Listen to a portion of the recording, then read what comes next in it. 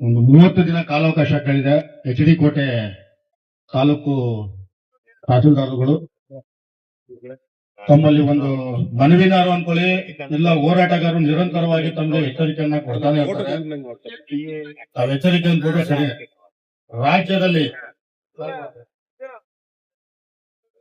ಒಂದು ಶಾಲು ರಾಜ್ಯದಲ್ಲಿ ಬೀಸಿದ್ರೇನೆ ಆಡಳಿತ ಸರ್ಕಾರ ತಡ್ಕೊಳ್ಳಲ್ಲ. ಅಂತದ್ರಲ್ಲಿ ಈ ಒಂದು ಸೇವಕ ಬಿನಿ ತಂಡದಿಂದ ಒಂದಲ್ಲ ಎರಡಲ್ಲ 3 ಶಾಲ್ಗಳು ಏಕಕಾಲಕ್ಕೆ ಪ್ರತಿಭಟನೆ ಮಾಡ್ತಾ ಇದೆ. ಇನ್ನು ರಾಜ್ಯದಲ್ಲಿ ತಮ್ಮ ಆಡಳಿತ ಸರ್ಕಾರ ಏನಾಗ್ಬೋದು, ಅಧಿಕಾರಿಗಳು ಏನಾಗ್ಬೋದು, ಸ್ವಲ್ಪ ಯೋಚನೆ ಮಾಡಿ.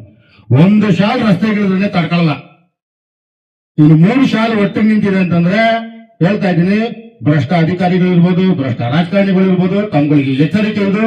30 ದಿನ ಕಾಲಾವಕಾಶ ತಗೊಂಡಿದ್ದೀರಿ ತಾಲೂಕು ಆಡಳಿತ, ಅಷ್ಟರಲ್ಲಿ ನಮ್ಮ ಬೇಡಿಕೆ ಇದೆ ಇತ್ಯರ್ಥವಾದ್ರೆ ತಮ್ಮ ಆಡಳಿತ ಸರ್ಕಾರಕ್ಕೂ ಮತ್ತು ನಮ್ಮ ಏನು ಆಡಳಿತ ಅಧಿಕಾರಿಗಳಿದ್ದೀರಿ, ದಂಡಾಧಿಕಾರಿಗಳು, ತಮಗೂ ಕೂಡ ಒಳ್ಳೆಯದು, ಇಡೀ ನಮ್ಮ ತಾಲೂಕು ಜನತೆಗೆ ಒಳ್ಳೆದಾಗ್ತದೆ. ಬಡ ರೈತರಿಗೆ ಮತ್ತು ಬಡ ಪ್ರಾಣಿಗಳಿಗೆ ಸಂವಿಧಾನದಲ್ಲಿ ಪ್ರತಿಯೊಬ್ಬರಿಗೂ ಕೂಡ ಅವಕಾಶ ಇದೆ.